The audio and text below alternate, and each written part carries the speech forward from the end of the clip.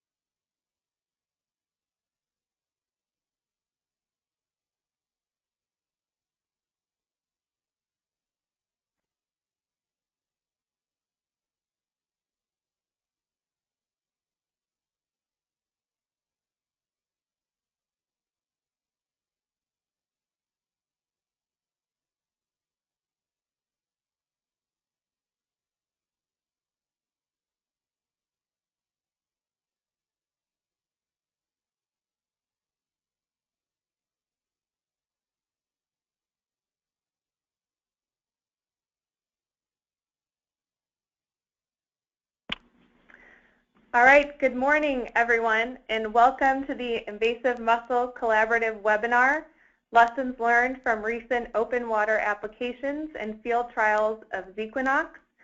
My name is Erica Jensen. I'm a project manager with the Great Lakes Commission. The Great Lakes Commission is providing backbone support to the Invasive Mussel Collaborative, which is an initiative working to advance scientifically sound technology for invasive mussel control to produce measurable ecological and economic benefits. The collaborative is intended to provide a framework for communication and coordination, identifying the needs and objectives of resource managers, prioritizing supporting science, developing communication strategies, and ultimately aligning science and management goals into a common agenda. If you'd like to know more about the Invasive Mussel Collaborative, we encourage you to visit our website if you have not done so already. Our website is www.invasivemusselcollaborative.net. Our website currently includes background information on the collaborative, including a recording of an informational webinar we held in December of last year. We hope to be making significant updates to our website in the coming months, and we encourage you to check back periodically for those updates and for more information. Today's webinar is the first in a series of webinars that will be hosted by the Invasive Mussel Collaborative. We will be recording the webinar and archiving it on the Invasive Mussel Collaborative website. As many of you are aware, it's widely recognized that invasive zebra and quagga mussels are causing significant ecological and economic impacts across North America.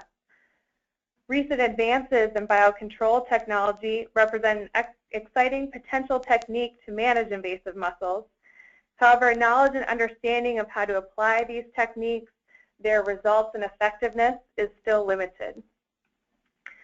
This morning, we are pleased to have representatives from the Michigan Department of Environmental Quality, the Minnesota Department of Natural Resources, and the U.S. Geological Survey to present and share their experiences on use of Zequanox, including methods and results, and answer questions about their efforts. In just a few minutes, we'll begin our first presentation, but before we begin, I have a few logistical items to cover. As I mentioned, today's webinar will be recorded and posted on the Invasive Mussel Collaborative website. We expect to have the recording posted within the next few days. We are also pleased to have more than 150 people registered for this webinar.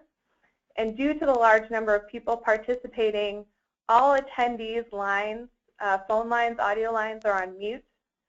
Attendees will remain muted throughout the webinar. And we will be taking questions, but we will only be taking questions in written format. Thus, if you have a question for any of our presenters, you may type it into the questions box of your GoToWebinar dashboard. You may submit questions at any time during the webinar. We may be able to answer 1 or 2 questions following each presentation. However, we will hold the majority of questions to be addressed following all 3 presentations. We will do our best to take all of your questions or comments during the webinar. If you have to leave the webinar before we are able to get to your question, you are strongly encouraged to go back and review the recording once it is posted, as we hope to be addressing your question later on in the webinar. If you experience any technical difficulties this morning, you may send a chat to my colleague, Sarah Cook, using the chat function of the GoToWebinar, and she will do her best to help you. So with those logistical remarks, I'm pleased to introduce our first presenter this morning, Jim Loma. Jim is a fisheries biologist with the U.S. Geological Survey Upper Midwest Environmental Sciences Center. He started his career as a physical science technician at the center in 1990, and he accepted a few multi-year training opportunities as a hatchery biologist and an assistant hatchery manager at 2 Fish and Wildlife Service fish hatcheries before beginning his current position in 2010. Jim's research efforts have focused on Dreissenid mussel control, including the evaluation of Zequanox for use in open water environments. And Jim will be presenting on some of those research efforts this morning. So Jim, if you are ready, I'm going to hand off presenter status to you. Yep, I'm ready. So thank you. This morning I'm going to talk to you a little bit.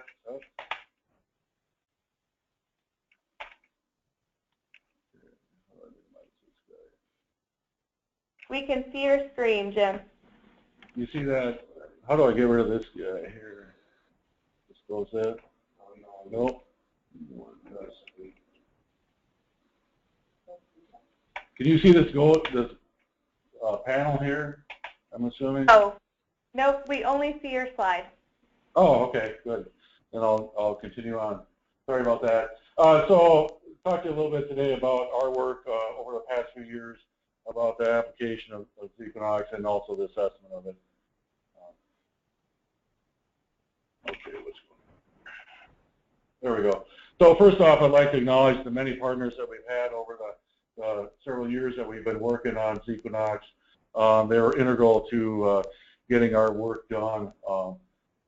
Very important to note their involvement, especially some private organizations like the Tonka Bay Marina that allowed us to stage equipment on their site and also expended resources and time and moving our equipment around, and also some private landowners. So special thanks to those groups.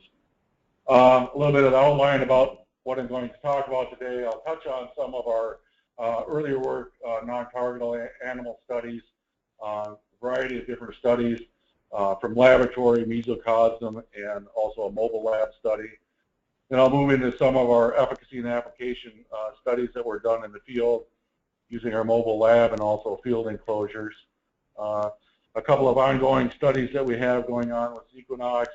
And then lastly, I'll touch on some data needs that we have identified for Zequanox and also for other control tools. So jumping into the non-target animal studies, these studies, again, were conducted to assess the exposure-related effects of Zequanox on species of mussels, fish, and invertebrates that had the potential to be exposed in open water applications. Again, we used a variety of different systems to do these studies in laboratory and in outdoor mesocosms, and also one study in a mobile lab. The lab studies, we did 3 different studies in the laboratory to assess 7 species of native mussels, the Glochidia and newly transformed juvenile mussels, and also one study that looked at the exposure-related effects to 9 species of freshwater fish, young of the year animals. These treatments all exceeded the open water label of Zequanox. The open water label is for 8 hours of exposure duration to up to 100 milligrams per liter of active ingredient. These treatments are all 24 hours in duration. with concentrations ranging from 50 to 300 milligrams per liter as active ingredient. They were static exposures with the exception of fish. The fish were exposed to a 24-hour continuous dose of this material in a flow-through apparatus, which is shown in the second photograph from the right. The juvenile mussels that was a static, semi-static system. It was static during the exposures. The chambers are shown in the lower right photograph. The assessments that we did, the Glochidia were assessed at 6, 12, and 24 hours throughout the exposure, the viability. The mussels were then maintained in those chambers for 7 days and then assessed for survival after that time. The fish were exposed in that flow-through system, then moved into a holding system for 22 days when they're assessed for survival and also for body condition. So just to highlight some of the results from those studies, the Glochidia, we saw reduced viability in 2 of the 6 species that were assessed at 6 hours at 50 milligrams per liter, and in 4 of the 6 species at 100 milligrams per liter. We did notice that our treatment that used a heat deactivated product, which destroys the toxins that induce persistent muscle mortality, caused more of an impact than the heat deactivated product, which indicates that it's likely due to the addition of the product, not necessarily to the toxins that was causing the impact of the Glochidia. The juvenile mussels, we saw survival in 5 of the 7 species that were exposed up to the 100 milligrams per liter for 24 hours was comparable to the controls. The 2 species that were not, the black sandshell mussels, had pretty poor control survival, so it's hard to draw conclusions on that species. The plain pocketbook, however, did have reduced survival in 100 milligram per liter treatment group. Their survival is about 18.8% in that group.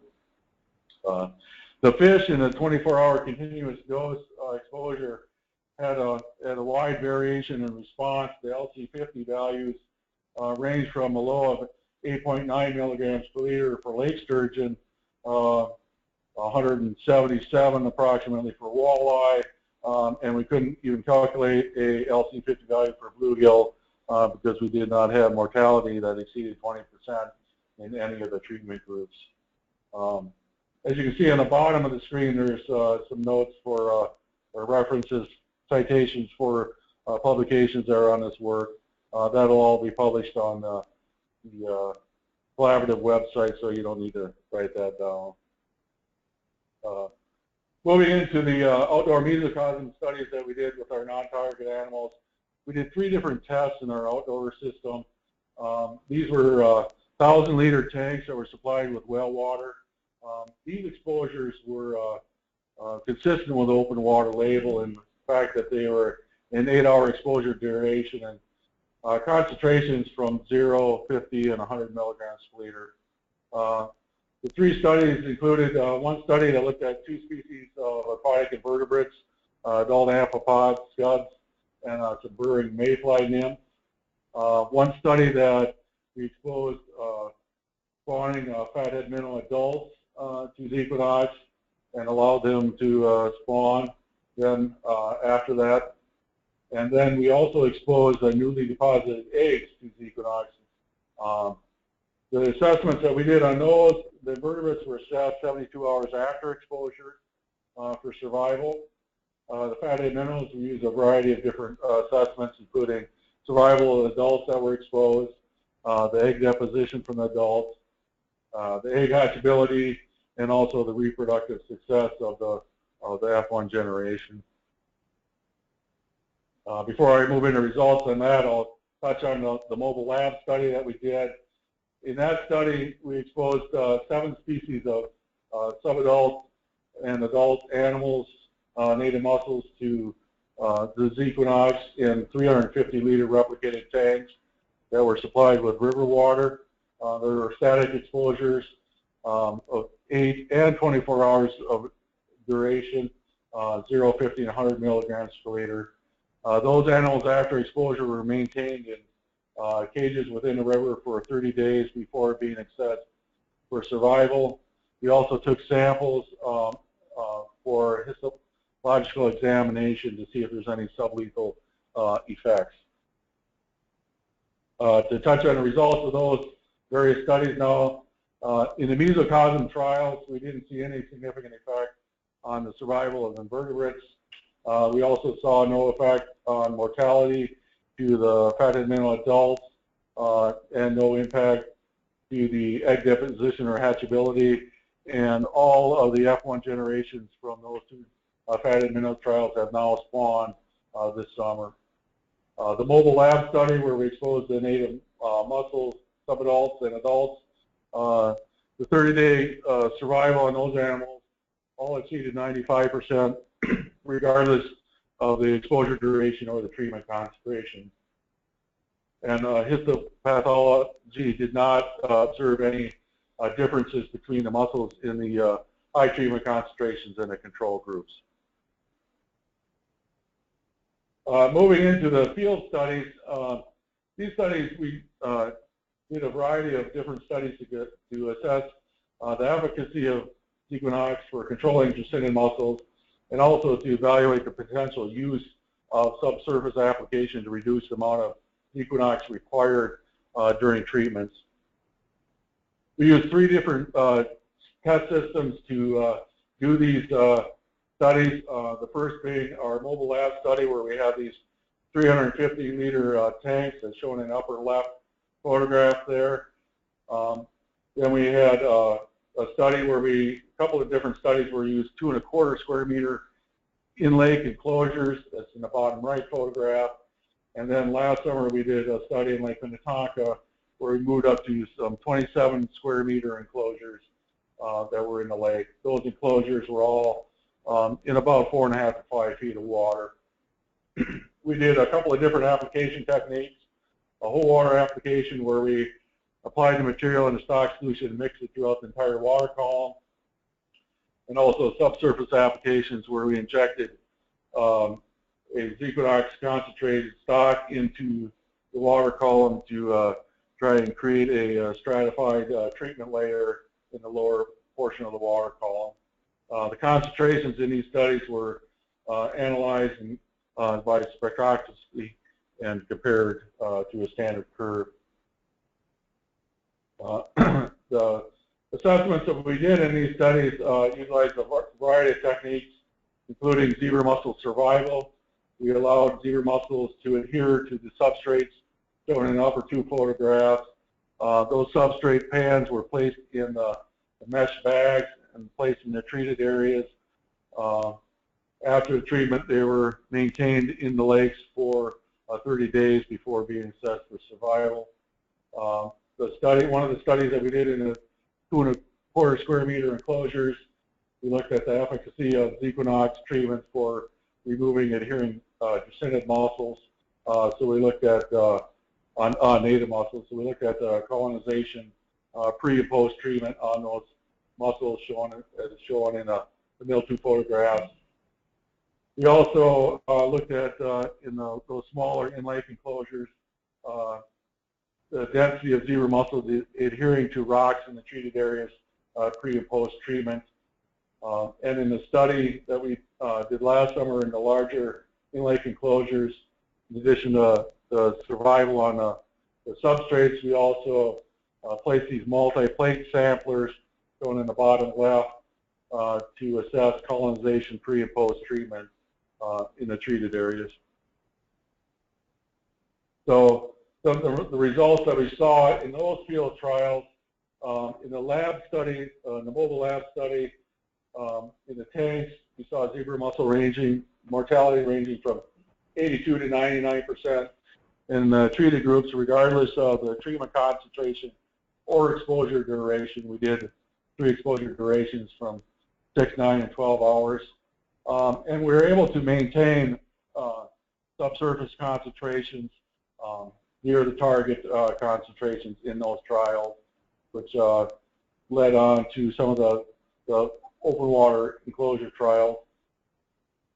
In those trials where we did the in-lake enclosure trials, in the trial that we looked at the use of Zequanox to control adherent zebra mussels on native mussels, we reduced Drusen adherence from 53 to 68% in those trials, depending on the concentrations, and the union survival between the control and the treated groups did not differ. Lumping some of those studies together, the zebra mussel survival on those, or mortality in the that were on those substrate trays range from 41 to 74% in the whole water treatments, and for 28 to 64% in the subsurface application. And again, that's multiple trials and both treatment concentrations. The zebra mussel density on the rocks in the 2 square meter enclosures was reduced 75% in the whole water column treatments and 58% in the subsurface application treatments.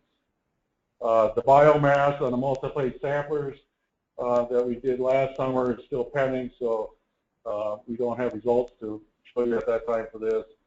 The concentrations that we observed in the trial last summer are shown on the graph on the right, and they were more variable and lower in the subsurface applications, which isn't terribly, I guess it's expected, let's put that way. More information can be found on those as well, and some open file reports is published. Again, this will be available on the website for your access.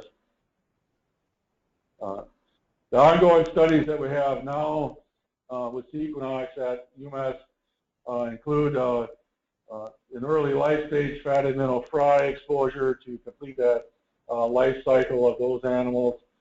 That study was initiated on June 24th of this year with less than 48-hour-old fry. They were exposed in 100-liter tanks in our outdoor mesocosms, and then after treatment, those animals were placed into the 1,000-liter tanks. They'll be maintained for 90 days before we assess them for survival and growth at that time. Due to the findings of impact on the lake sturgeon in our initial studies, we decided to do exposure that was more consistent with the open water label. So we initiated that study on the 15th of July, where we exposed some fingerlings in our indoor fish tanks to concentrations of 0, 50, and 100 milligrams per liter for an 8-hour exposure duration. We're going to hold those animals for 30 days and then assess them for survival, growth, and body condition at that time. To date, we have not observed any mortality in those animals. Some of the data needs that we have identified for Zequanox and for other control tools include determining impacts to other critical non-target animals that may be in a desired treatment area, determining the treatment-related impacts on nutrient cycling and how a treatment may impact nutrient movement throughout a system. Related to that, determining how a mass descendant mussel mortality may impact the water quality in the treated water body. Also, developing treatment application techniques for dynamic environments. We saw variable results in our concentrations when we were treating in those larger enclosures. So treating in dynamic environments is somewhat challenging. So developing application techniques and potentially alternative formulations of products to treat larger scale energy-rich environments would be desirable. Determining how often we need to treat to control animals to an acceptable level of control, and then also determining what that acceptable level of descendant control is. And lastly, if we can develop some sort of standardized protocol for evaluating these control tools. So if I have any time, I'll take a couple questions. Otherwise, we can try and answer some later after the other presentations. Thanks, Jim. I think we're going to take one question just quickly since we have a minute here. Okay, the question is, what histopathological tests were performed on non-target organisms? Were glycogen/assay analysis performed on the survivors or the mortalities? Could you repeat that again? I didn't catch the first part of it. Sure. What histopathological tests were performed on non-target organisms? Were glycogen/assay analyses performed, in parentheses, on the survivors or the mortalities? Glycogen was not performed. The histopathology was done by the New York State Museum, and I think they just looked at the gross pathology of the gills and the digestive glands tissues. All right, thank you, Jim. We're going to do some work as well with some of the animals, the invertebrates that we collected and preserved during our trials last summer. Great, thank you. Our next presenter this morning is Sarah Lesage. Sarah is an aquatic biologist specialist with the Michigan Department of Environmental Quality and is the Aquatic Invasive Species Program Coordinator for the state of Michigan. Sarah has served in this capacity since 2010, and she organizes statewide interdepartmental efforts to prevent, detect, and control aquatic invasive species. So Sarah, I'm going to hand off presenter status to you.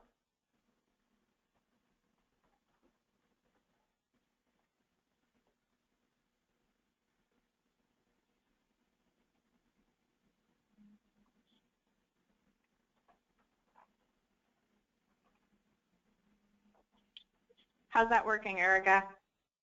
We can see your title slide. Looks great. Okay. Well, thanks, first of all, to Jim for providing some great background information on toxicology and field trials of Zequanox. I think that sets the stage nicely for me to move directly into a short presentation of a field trial of Zequanox in Lake Erie that occurred in November of 2014. So first of all, why did we take on a late season application of Zequanox in November? It's certainly not the optimal time to work in the Great Lakes and Lake Erie.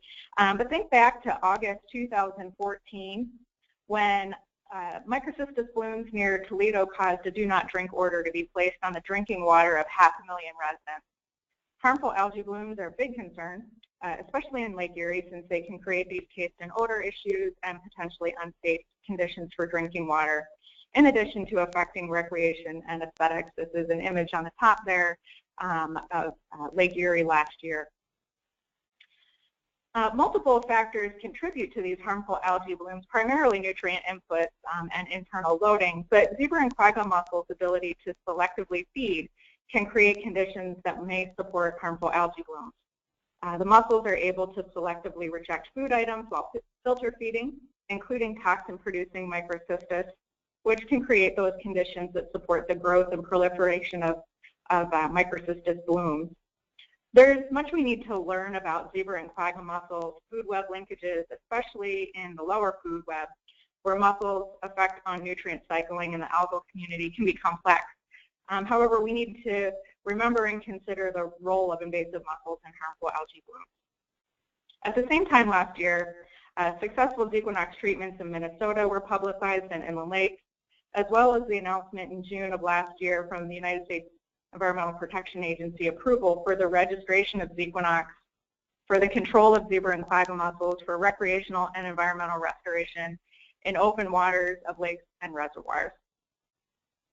Early testing in these calm open waters that Jim has described, as well as some more dynamic systems like Minnetonka, these trials occurred in inland lakes.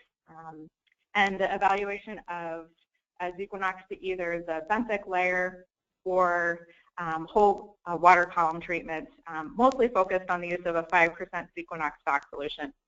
The treatments have been shown to be successful in reducing mussel mortality as high as 99%. However, we wondered if this type of benthic layering of product could occur in a complex and challenging high wind and wave environment found in the Great Lakes. So all of these things coming together have set us up for the project that occurred last year.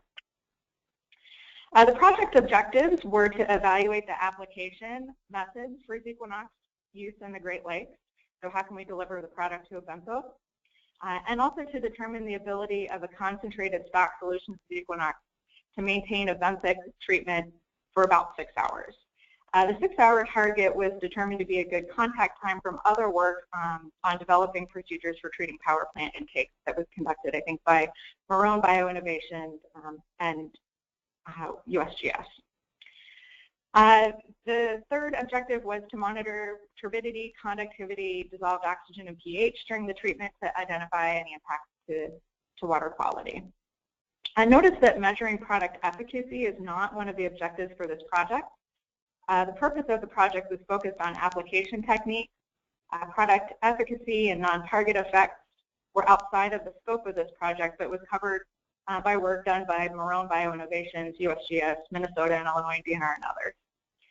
Besides, we would likely expect suboptimal muscle mortality during this time period due to reduced filter feeding rate based on the cold water temperatures in Lake Erie in November, which in turn would result in reduced ingestion of Zequanox.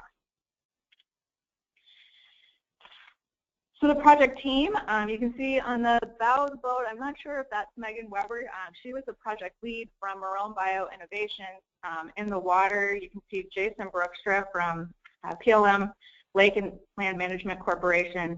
USGS was on site. Jim was there with one of his colleagues. They traveled to Lake Erie to help with the treatment the day before and during treatment day. The application site was located in the western basin of Lake Erie, just south of Monroe and north of Luna Pier. The site did contain zebra mussels, mostly on cobble and other hard substrates, but the main substrate was unconsolidated sand. There's lots of wave action in this area, so unstable sand doesn't support prolific beds of zebra and quagga mussels. We moved the site a little bit closer to shore for crew safety since the water was very cold, and we wanted the crew to be able to touch bottom to set the turbidity curtains. We were working about 80 meters offshore and about 1.4 meters of water.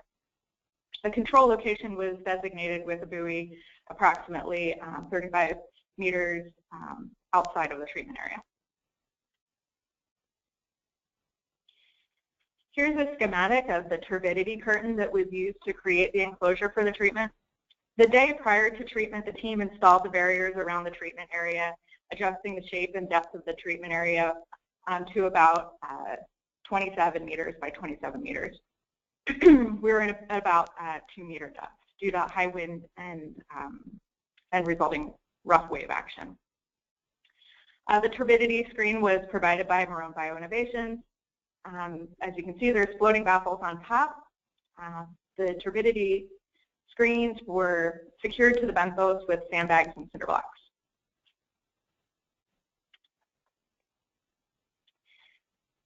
We worked out of Trout's Yacht Basin in Monroe, Michigan, and that served as our mixing and staging area for the project. So in short, Marone Bioinnovation staff pumped the raw water from the harbor and mixed it with powdered Zequanox as occurred on shore. The mixed solution was then transferred to the application boat. Initially, Marone Bioinnovations tried for a 20% weight per volume stock solution, but the resulting solution was very thick and difficult to transfer, so we ended up with about 15% stock solution, which was transferred with the pump onto the application boat. The application boat then traveled to the treatment site and entered the enclosure and anchored in the center of the enclosure.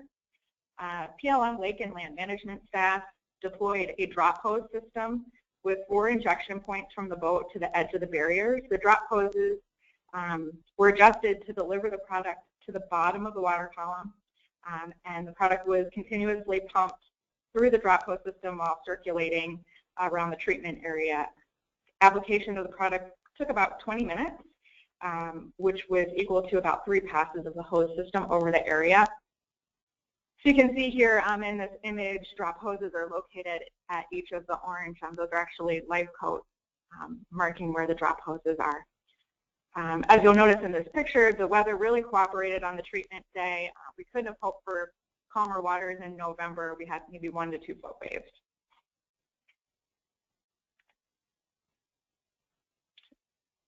Zequanox concentration has a linear relationship with turbidity, and so turbidity measurements are used to determine and calculate the concentration of Zequanox in the treated water. So here in this figure, we have time on the x-axis and calculated Zequanox concentration in milligrams of active ingredient per liter of water on the y. On treatment day, again, we had 10 to 15 mile-hour winds, so waves were 1 to 2 feet in height. During the application, the layer of Zequanox could be seen visually in the treatment area, as indicated by cloudiness in the water at depth in the lower portion of the water column. From the figure, you can see we had good layering for about 3 hours.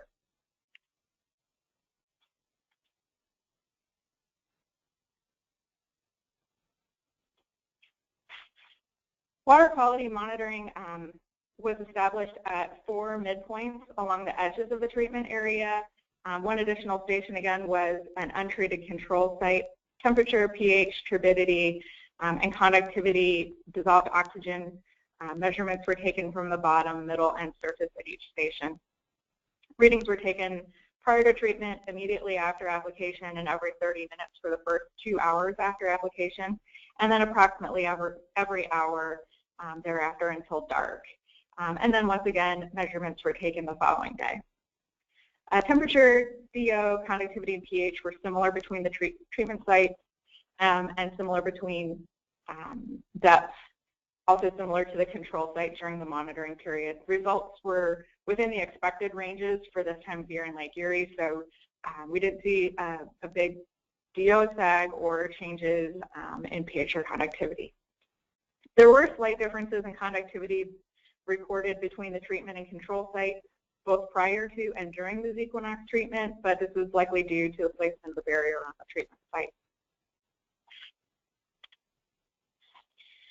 So lessons learned. The application of a concentrated stock solution to the bottom, working in a dynamic system like Lake Erie was successful. We were able to set up stratification. We were able to deploy the barriers and do all the setup work that was necessary to work in this type of environment. We did see mixing of the water column by about 3 hours after application, so we didn't hit that 6-hour target. So I think we need to learn more about, as Jim mentioned, what our targets need to be and how we measure that success. And the treatment had no lasting impact to water quality. I do just want to go back and mention, I know there's some interest in the review process and the permits needed to do this type of work in Michigan. The product is registered by the Michigan Department of Agriculture and Rural Development. As part of product application, we required a national pollutant discharge elimination system, an NPDES pesticide permit for aquatic animal treatment. This involved a preliminary toxicology review. I say preliminary because at that time we anticipated forthcoming toxicology information to be published in 2015 by USGS. So this toxicology review is a little bit outdated already based on the new development in our understanding of non-target impact. As part of the NPDES permit, we had a 30-day public notice period. In addition to the public notice period, there was a targeted outreach effort to landowners in the vicinity of the treatment area, although that was not required for this treatment on Great Lakes bottomlands. For temporary placement of turbidity curtains, working on Great Lakes bottomlands, and for navigational purposes, we obtained a Part 325 Great Lakes Submerged Lands General Permit, a joint U.S. Army Corps of Engineers and MDEQ permit, and then we also notified Michigan DNR law enforcement. So with that, I would like to thank all of the partners who participated in this project and contributed to slides. Many of these slides were from Megan Weber from Marone Bioinnovations and information for this presentation. I'd like to thank Marone Bioinnovations for taking the lead on this project, Jim and Todd from the USGS Upper Midwest Environmental Science Center. They provided their time and assistance, including the use of a barge for barrier installation and treatment execution. PLM Lake Management for their work to implement the application system for this project. And I don't have it listed here, but I should acknowledge Tom Trout and Trout Yacht Basin providing the staging area, and they actually provided a forklift for us to move around equipment. And many others who supported this project prior to treatment day. With that, Erica, let me know if you have any questions. Thanks, Sarah. I do believe we have a couple questions submitted, and we have some time for those right now, so we'll go ahead and take them. Okay, our first question is, how toxic is Zequanox to humans, and is the use of a respiratory or respirator during application precautionary? I can't speak. I have not been involved in the toxicology testing. I know they did use a respirator during mixing, and I believe just face masks during the application as a precautionary measure, but perhaps Jim or Megan could speak to the toxicology. Jim, do you have any insight you can provide on that? So what was the first question about toxicology part? I'm sorry, I missed that. It was, how toxic is Zequanox to humans, and is the use of a respiratory or respirator during application precautionary? I think the label states that you need to basically wear a dust mask. I'd have to refer to the label to be absolutely sure on that, but I think that's what's required. It is the active ingredient in Zequanox is classified as tolerance exempt, meaning that there's no tolerance for foodstuffs for humans. So the mammalian toxicity is extremely low. And we can probably follow up with the person who asked this question and provide them some additional information and put them in contact with Marone for more information on that. All right, and we have one more question for Sarah, I believe. Our next question is about water quality parameters, and if any samples were taken for microbiological analysis. As part of this application, no, we did not do additional water quality parameters, since the focus of the study was simply on application methodology. So it's certainly a future direction, an area where we could learn more. Thank you. I believe that's all the questions we have right now.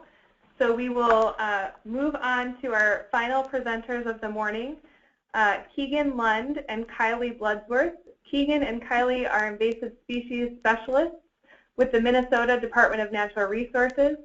Their work focuses on the prevention and management of aquatic invasive species throughout the metro area of Minneapolis and St. Paul. And they are going to discuss some work done in Minnesota using Zequanox. So Keegan, I'm going to hand off presenter status to you here.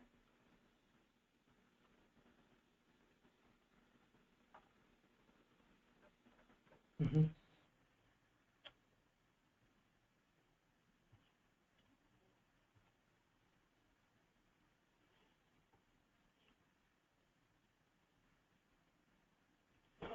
Okay, Eric, does everything look okay? Yes, we can see your title slide and we can hear you. Great. So Jim and Sarah's presentation have kind of paved the way appropriately for our presentation. Kylie and I will be talking about an in-lake trial using Zequanox as part of a rapid response control effort on Christmas Lake in Minnesota. Let's move on.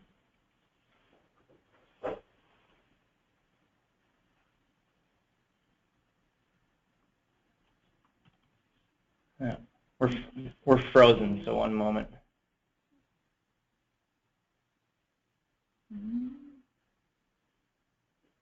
There. Okay.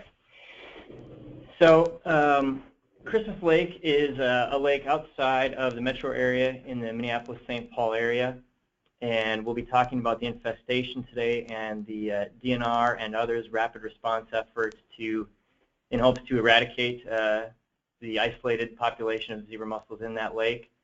We'll go through the monitoring efforts that took place, our kind of initial rapid response timeline, and discuss kind of stakeholder coordination and others that were involved with this project. Also, we'll talk about zebra mussel distribution and the copious amounts of lake-wide surveys that took place in order to, with confidence, say that the population was indeed isolated to a small location. We'll go through the actual Zequanox treatment, which may be a bit repetitive after Sarah's information, and then also talk about some of the, I guess, follow-up efforts that took place after Zequanox, briefly touching on a couple of other products that were used based off more zebra mussels that were found after our copious amounts of searching. So just to provide some reference, Minneapolis-St. Paul are in the background map. Again, the main metropolitan area in Minnesota. Christmas Lake is just to the west of there in the yellow box, and below a lake called Lake Minnetonka, which is the largest lake in the Twin Cities that was infested with zebra mussels in 2010 and has a high amount of recreational use throughout the year, and likely would be the source of the zebra mussel infestation in Christmas Lake. Christmas Lake itself is around 250 acres with a max depth of 87 feet and one public access in the northwest corner. And zebra mussels were first discovered in August of 2014 by the Minnehaha Creek Watershed District.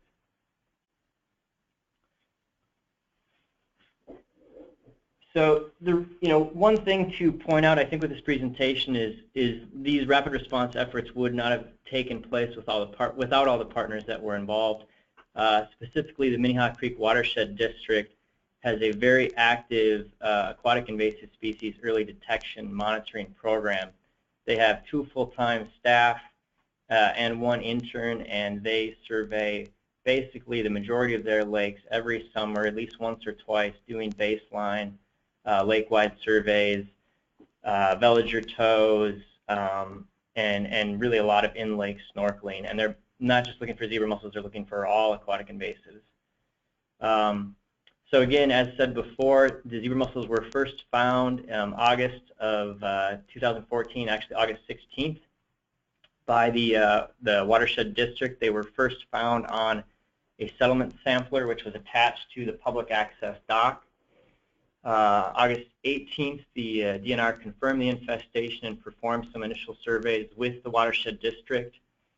Those initial surveys indicated that at the time, the population of zebra mussels was isolated too near the public access. 2 days later, we convened a meeting with stakeholders in the Watershed District to discuss kind of rapid response and potential control efforts. And the next day, a containment barrier was installed by the Watershed District and the DNR. And it was a similar kind of vinyl float curtain that was displayed in Sarah's presentation. And from August 18th through September 5th, there was a number of lake-wide population assessments, and those included veliger tows, snorkel surveys, weighting of the shoreline, and we basically did assess the entire shoreline of the lake out to a depth of probably 6 to 8 feet. And then on September 8th was the actual Zequanox treatment. So again, talking about some of the partners, from a management perspective, moving so quickly with our efforts really could not have happened without the involvement of all of these groups. The Minnehaha Creek Watershed District, in many ways, co-led or led this project, and really, I guess, took charge along with the DNR in terms of moving things forward. Also, the University of Minnesota, Dr. Mike McCartney assisted greatly with population assessments and also just guidance on monitoring and potential control efforts. and then we had a number of other groups, consultants, Blue Water Science, the Christmas Lake Homeowners Association was very supportive of the efforts, and the City of Shorewood, which is the nearest municipality. So we found these zebra mussels, and in order to try to respond to them, control them, or eradicate them, we really needed to isolate the population. And so the map on the left, I apologize that it is small, shows a number of sample points. That doesn't necessarily mean we surveyed just at those colored points, but that was locations taken. Also, the blue dots in the middle are locations of veliger tows. Basically, what these efforts entail is that we put over 100 hours trying to isolate the zebra mussel population and also assess, is that population reproductive? And upon all our surveys, there were no sources of veligers found at any time, and the zebra mussels were indeed isolated to the public access, which is that red diamond in the upper left corner of the map. That's good. Do you want me to keep going, or you want to take? You can take over. Okay. With that, Kylie's going to take over from here. Alrighty, so now we're going to talk a little bit about the Zequanox treatment itself, the application, and then also what types of product efficacy testing we did and those results from that testing. So I'm actually glad that I left this, where we left the slide in, because this kind of just gives you a general background of the product itself. So, of course, manufactured by Marone Bioinnovations, which we've mentioned. It's a molluscicide, so not a pesticide, but in fact made out of dead bacterial cells. It's attractive because it's a very highly selective product. So it selects specifically for zebra mussels and quagga mussels, and then, as we've talked about before, has very little impact on non-target species, if any. And up until this point, where we were, playing around and trying to figure out what products we wanted to use, the only examples of application that were available to us came from the state of Illinois through Marone Bio. They did some efficacy trials using this product, as well as USGS in some northwest lakes in Minnesota. So in terms of the treatment itself, this took place in early September, and the number of mussels that we actually found at the public boat launch were approximately 5,500 juveniles. So that's kind of what we had to work with. The treatment was completed by PLM as well as Marone Bioinnovations, and we used a floating, that yellow curtain barrier you can see in the photo right there. We used that to quarantine the infestation as well as to maintain the concentration for the treatment itself. So that was about a 50 by 60 foot area, 3,000 square feet. And here this gives you some insight on the product cost as well as the barrier material itself.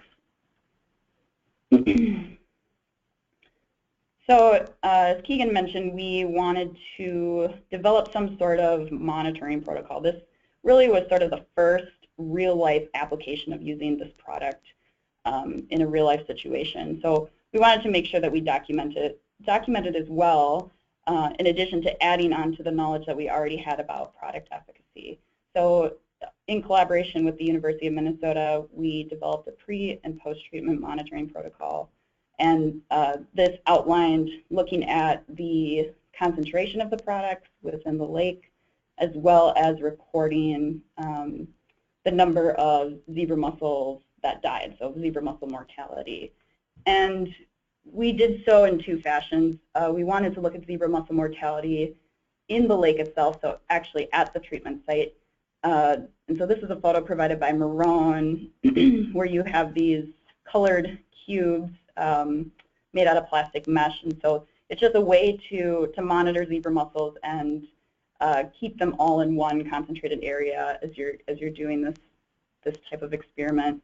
And then this, of course, can be replicated in the laboratory. And so that's what these other two photos in the center and the right show. You have these acrylic tubes where you can place a certain number of zebra mussels in, and some mesh around to contain them and conduct trials in that fashion. So now I'll present some results from the efficacy trials that we actually did. These graphs were created by the Minnehaha Creek Watershed District, and then they were also the ones that performed all the experiments for this portion of the project. So here you have data from the in-lake cage trials, so those brightly colored cubes. We used that method and placed about 100 mussels to start with, and then each day we verified the number of live, crushed, ones that were gaping, and then of course recorded the number that were dead. And so you can see that cumulatively that number increased over time, and that we had about 100% mortality by day 10. The Watershed District also took the time to measure dissolved oxygen concentrations at the surface and at depths, and so you can see here that the dissolved oxygen concentrations dropped significantly within the first 24 hours of the treatment. Another thing the Watershed District did was they wanted to kind of get an overall assessment of those 5,500 juvenile mussels that we were controlling, and so they selected 4 different locations near and around the dock and landing in both shallow and at 1.5 feet depth.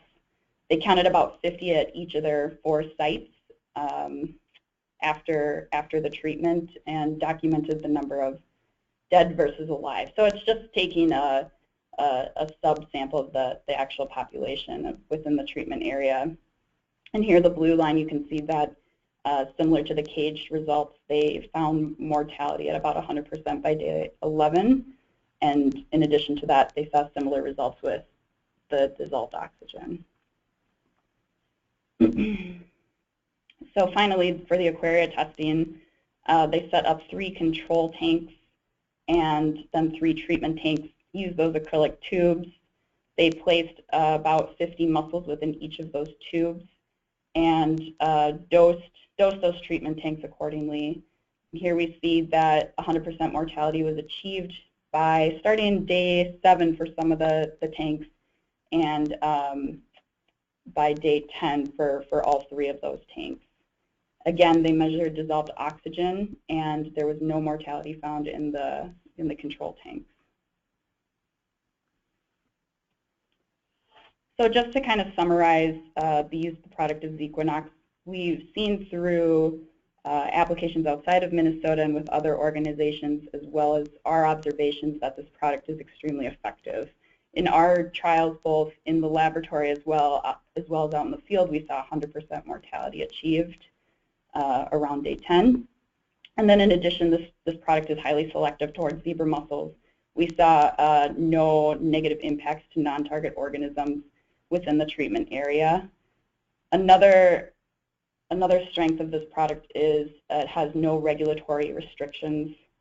And then finally, one final consideration is that this product may be potentially cost prohibitive for larger treatment areas, so might be more suited for smaller treatments such as the one we did here.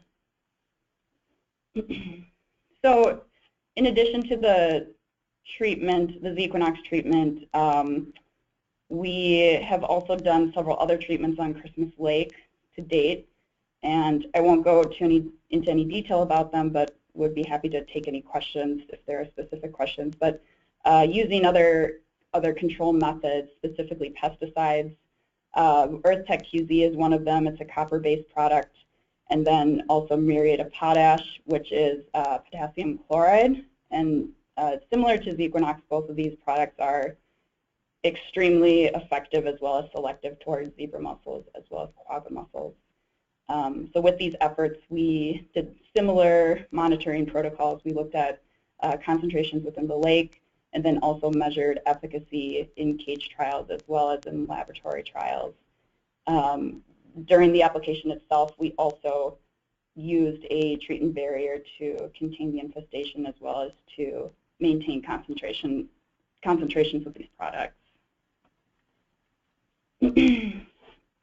So here you have kind of a snapshot in time of the different treatments or the different control efforts that have taken place on Christmas Lake from 2014 to date.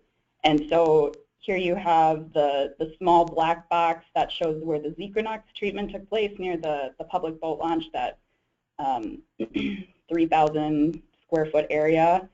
And you'll notice that the other treatments were expanded. So you have in blue the Earth Tech treatment as well as the potash treatment that was performed there in the late fall and into December. And then upon post-treatment assessment in the spring, we have also expanded our treatment area beyond the public boat launch, so the green and the red outlining some of the most recent treatments we've done using the product potash this summer.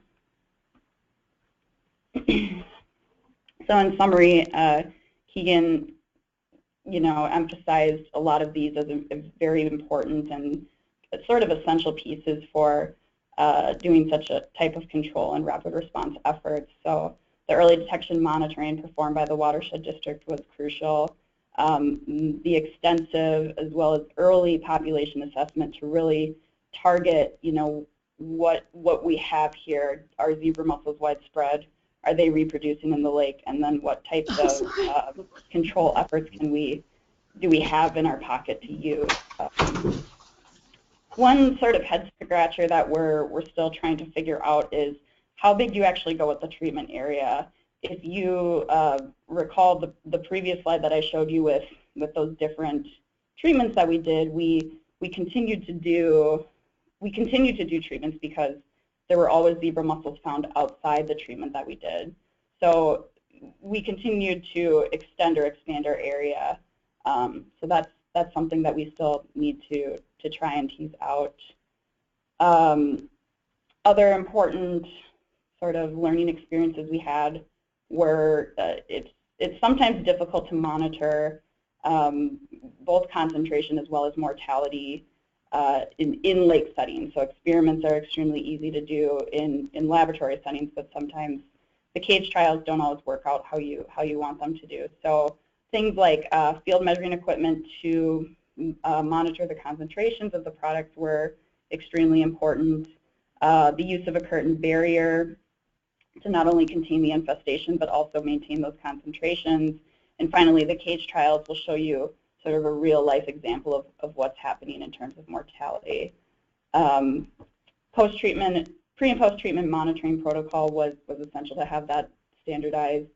And then finally, just the partnerships and good communication. So involving the right people and the right decision makers from the beginning and communicating often was essential for having a successful project.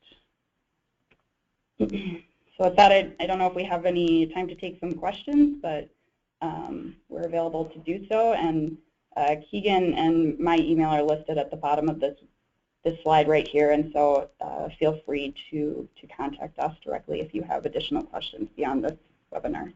Thank you. Thank you, Kylie and Keegan. We do have a number of questions that have been submitted, so both for Keegan and Kylie and our other panelists. So we're going to start working through those now. Okay, we have quite a few questions, and some of them are related about DO, so we'll try to consolidate those. But our first question is, was in-lake treatment concentration maintained for 10 days, or does that represent die-off following label treatment? So this is Keegan. So one important thing that I apologize for failing to put in the presentation, but for what the DNR and the watershed district was trying to do, which was eradicate the mussels, it really would be impossible to tease out mortality between the product Zequanox and anoxia, or dissolved oxygen, low dissolved oxygen. Because the DNR chose to leave the barrier in, there were anoxic conditions within the treatment barrier, and so hopefully that gets at that question. Okay. Next question? Sure. So did the water go anoxic with the application of Zequanox, and could this be a reason for high mortality? Yeah, basically yes. And like I said, we couldn't tease out between the two, between the Aquaria trials, which we took treated water from the treatment area and placed them into the Aquaria, and in the treatment area itself. Because of the influx of all this biological material, which is Zequanox, we created these anoxic conditions. So again, looking at the information that we present doesn't get at the efficacy necessarily of the product, but more shows our rapid response efforts in terms of trying to eradicate zebra mussels. I think there'd be other information available in terms of looking at the efficacy of this product, and what we presented isn't that. If I can interject here, as Jim, we don't typically see a drop in DO, a significant drop in DO, until after 12 hours of application, and we do see significant mortality, albeit not 100% mortality, in 8 hours of exposure. And the product label does only permit treating half of a water body at a time. Not saying that you can treat half a Christmas lake, but and that would help eliminate some of the anoxic conditions for an open water application. So we've had some follow-ups to those first two questions. I know we have other questions, but I'm going to ask those first since they're related. There was a question about whether Zequanox concentrations were maintained over 10 days, or was it just a one-time application? Sure. So this is Keegan again. Marone Bio monitored concentrations immediately after treatment or upon treatment, but post-treatment they were not monitored. So we have no idea what concentrations of Zequanox were maintained over that period of time. Okay. We had another follow-up question, which was if you did experience anoxia in the treatment area, weren't there adverse effects on non-target organisms in that treatment area? It was such a small treatment area that none were observed, but again, we weren't actively monitoring on a daily basis for non-target effects, but none were observed. This, Jim, again, just a point of clarification. Zequanox is normally only applied in a single application, and also after hydration, so after the dry product is wetted, the toxicity to descended mussels is only there for about 24 hours, and then it becomes non-toxic to descended mussels. Okay, our next question is fairly similar on the same topic, but it does have a follow-up question. The question was, can you explain the DO response after treatment, and why does DO increase after 6 or 7 days? I think that the DO response after treatment was explained due to the maintaining of the treatment barrier. In terms of response, let me just refer back to a graph. I would assume that the DO increase after, it looks like day 8 of the in-lake graph would potentially be the result of either product settlements or product degradation. Maybe Jim could share more on that. Yeah, I mean, the drop is because there's a lot of organic material that's being decomposed, and I would assume that it's just a natural process that it's going to come back after the decomposition is slowing down.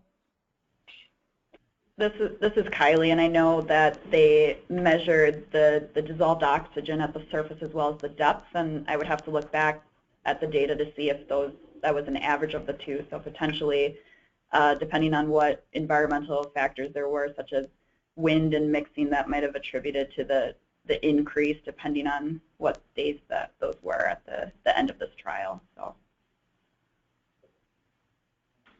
Okay, this question is again along that same question line. It might be quite similar, but the question is, do you think that the efficacy of the product was related to such low DO levels or the product itself? Again, this is Keegan, and we couldn't parse out the difference between the two. Okay, I think that is the majority of our DO questions. We had another question about effects on non-target organisms, which you went into a little bit, but do you have anything else to share on that? I might point out that in our trials that we did in our in-lake enclosures and in our trailer trials, we did thorough water quality monitoring, and we can attribute the mortality due to the product ingestion, not to dissolved oxygen. Okay, and our last DO question here. You've already fully answered, I think, the drop in DO, but this question is in regards to comparison with the Lake Erie trial and why there was an extreme drop in this field trial but not in the Lake Erie trial. Yeah, I'm not sure how Sarah's group monitored for DO, if they were monitoring at different depths. Our treatment was a complete, within our treatment area, it was completely mixed upon treatment. We didn't have, any sort of layering, and nor was that the target or scope of the treatment. And so upon the termination of the treatment, everything was fully mixed, and I would assume that would be attributed then, or you could attribute the rapid decline of DO because of that active mixing. Okay. Sarah, do you have anything on monitoring for DO for Lake Erie? Sure. I can speak to a little bit more detail. The way the Lake Erie pilot application was run was day 1, we set up the barriers. Day 2 was treatment day. And day 3, we did one more water quality monitoring and then removed the barrier. So the duration sounds like it was quite different. Another thing to consider is that we were working in Lake Erie, so there was a lot of wave action, and also it was November, so water temperatures were quite cold. DO was measured, using standard sonde type probe at 4 locations within the enclosure, at the bottom, middle, and top of the water column, and we did not see those types of DO sags, likely due to wave action, timing, and temperature. Thanks. Okay, we have a couple more monitoring questions. Did the AIS monitoring include DNA testing for dracaenid mussels? At Christmas Lake, no.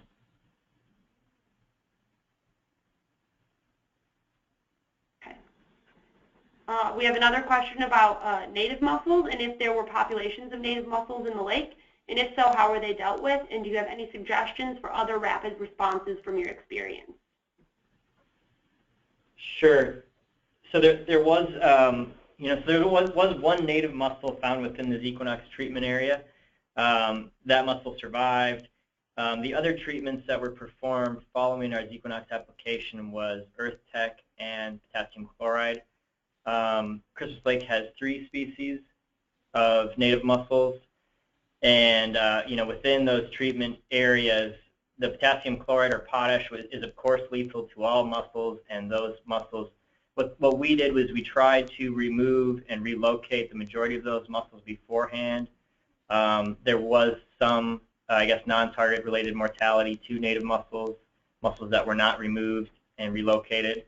But those were our efforts. We collected as many as we could and moved them in lake. Well, first we made sure that those mussels were indeed clean. We found, just as a side note, in the spring of this year, the majority, actually all of the zebra mussels that were found attached to native mussels. They were not found anywhere else on sticks or rocks, which was where we were finding them in the fall of 2014. And so every mussel that was relocated was, of course, kind of cleaned and scrubbed and then moved to a different part of the lake where there was suitable native mussel habitat. Does that get at the question? The next question is about, I guess we have a suggestion, really. It's a suggestion for the DO conversation that was happening earlier. And the suggestion was that the evaluation of Zequanox toxicity could be teased out from low DO impacts by placing zebra mussel in cages for 24 hours, taking them out, and then placing in untreated water and comparing the mortality. Do you have any thoughts on that or ideas about if that would work?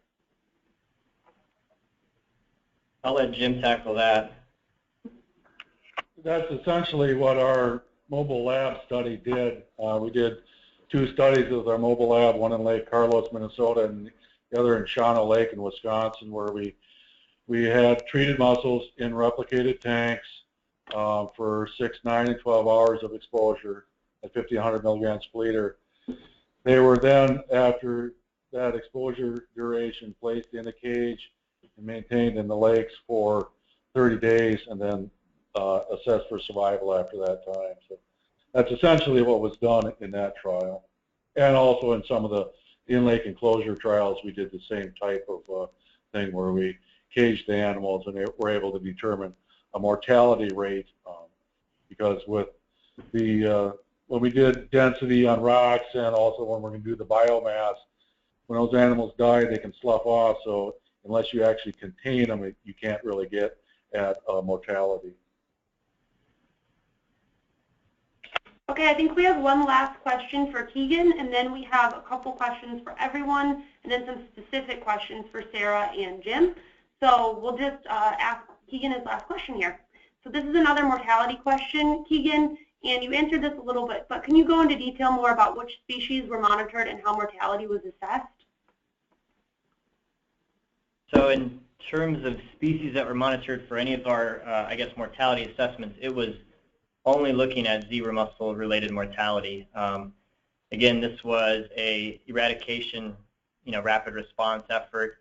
The products that were utilized all, I guess, were registered at some level. The use of potash needed a emergency exemption to be used as a pesticide within the United States.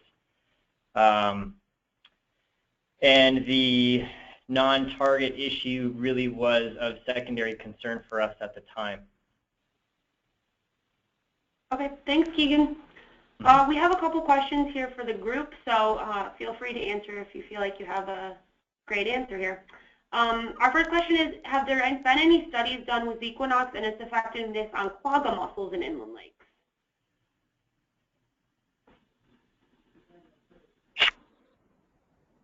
Marone has done extensive work with comparison of zebra mussels and quaggas, and I don't believe that they have shown any difference in toxicity. It is, to the best of my knowledge, equally effective against quaggas and zebras. Okay. And we can follow up with the person who asked that question and put them in contact with Marone and other information on that topic. We have another question that might be a little harder to answer, but considering what has been found through all the studies presented today, what is the best control method for zebra or quagga infestations? And do these findings show that Zequanox does not show feasibility as a control for an infestation in a lake setting? I would say prevention is the best control method. Zequanox, I think, needs more evaluation. There's potential for formulations, all types of different work. We're just in our infancy and descended mussel control, so it's too early probably to pass judgment on anything at this point. Yeah, I would. Sorry, Sarah, go ahead. I would just like to add, I think it depends on your management objective and what you're trying to achieve. No, I would exactly echo what Sarah and Jim said. The other thing that I would add is, our trials or control efforts on Christmas Lake really, I guess, taught us that there's much more to be learned on all of the products that we utilize and potential different application methods, even the potential of some sort of combined treatments. I think there's a lot more information that needs to be researched and evaluated. Okay, we have a follow-up question to that, and it's if there's been any work done on the effect of the product on endangered mussels.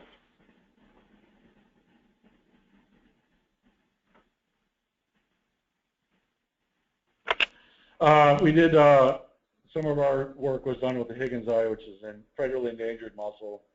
There's also some state-listed mussels. The washboard is one. I think some additional animals were done by other entities as well that are state or federal listed. And again, we can follow up with the person who asked that question, and to the extent that we have access to the, those resources and studies that we know of, we can direct that person to those. Okay, Jim, while you're answering questions, we do have a question specific to your presentation. The question is about mortality rates, and if you can offer a breakdown of morbidity for each species rather than simply mention the morbidity rates for one species. I don't have the data in front of me, but if you could probably answer this, Eric, if the citations for our open file reports are on the website yet, all the muscle work that we have done, non-target work, is published in open file reports, and all that information is readily available on that. Yes, Jim, we will make sure those studies and your data that you've referenced today are posted along with the webinar recording. So look for those in the next few days. Okay, Sarah, we also have a few specific questions for you. The first is, did the treatment work? Well, maybe this is going to be my standard option. It depends on what your management objectives are and how you define success. So it's simply my opinion on did it work. Our project objectives were to test application techniques, and in that respect we were successful. We were able to deploy the equipment, achieve some benthic layering. We didn't hit that 6-hour target, but we were able to work in Lake Erie to get a benthic layer. Great. We have one more question specifically for you, which is, have any studies been done to measure the amount of natural pseudomonas which may be found in areas with high levels of turbidity, such as an inflow zone?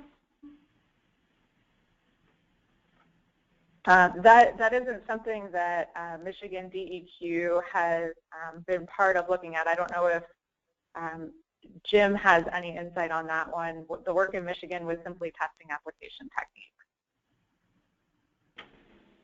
Okay, we had another question, another follow-up DO question from Keegan's presentation about the Carlos study, and it would be helpful to know more about the results of the Carlos study and how much mortality could be attributed to DO versus Zequanox over time. Yeah, I think Jim would have to speak to that. Sorry, Jim. I can answer that. We don't attribute any of the mortality in the Carlos study to drops in DO, and again, that information is published in an OFR that will be available, so you can look at all the water quality and all the mortality through the various treatments. But it definitely was not related to dissolved oxygen. We do have just a couple more. And we do have a couple more questions, and we have just a couple minutes left in the webinar, so we're going to take those also. Okay, so if interested, how should academics get involved and apply for funding for research about these needed knowledge gaps? Could you repeat that question? Sure. If interested, how would you suggest academics get involved or apply for funding for research about these needed knowledge gaps? I couldn't answer that, sorry. I think this is something that Muscle Collaborative is going to be looking at as we identify these research needs and gaps, and first identifying those gaps and then looking for opportunities to get that work funded and addressed. So this is something that Collaborative is thinking about, and would encourage folks participating today, if you have thoughts on that, to share them. But this is something that Collaborative will be working on. Okay, and our last question is, what is the cost of treatment with Zequanox? I know a couple of you presented information on that, so if it was in your presentation, you might not need to repeat it, but if you can just give us an estimate, that would be great. Sure, so this is Keegan. So our treatment area, which was roughly 3,000 square feet, the product and labor cost was $6,800. Sarah, do you have information on costs for your effort that you can share? No, I don't really have a tally for the cost of just the treatment day, and I don't even have on hand exactly how much the product costs, so I'm not sure on that. Jim, did you do any sort of cost analysis as part of your test? We really don't. Marone typically provided that information or product as a partner. I will say that, you know, our work and research is more expensive than if you're conducting necessarily a whole lake or bay or something like that type of treatment, where we're doing replicated studies and a lot of labor going into the monitoring and whatnot. So, you know, if it was scaled up, I'm sure the cost would eventually come down. It's a supply and demand thing, but that's probably best answered by folks from Marone Bioinnovations at this time.